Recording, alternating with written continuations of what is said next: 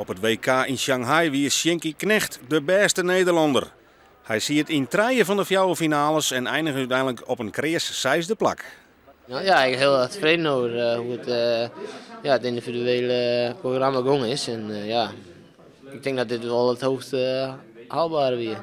Hey, maar kom op, jij moet toch ook eens een keer bij de eerste 3 kunnen eindigen? Ja, dat is voor latere jaren. Hè?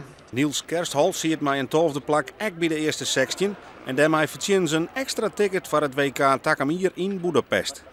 De aanlassingsploeg jet zoen dit hier echt bij de wereldtop. Regerend wereldkampioen Canada leidt hier op kop. Daarachter Zuid-Korea en dan met Shinky Knecht Nederland. En het wordt een fotofinish die beslist wordt voor Canada. 500ste voor Shinky Knecht.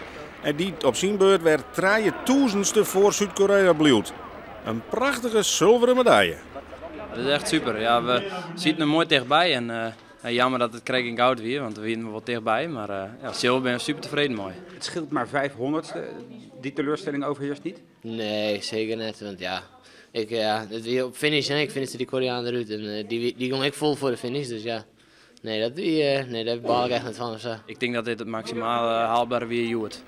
Het weer 22 jaar geleden dat Nederland voor het laatst op een WK-podium staan hier. Doe maar de Joerdijstige boenscoach Jeroen Otter dit goud won.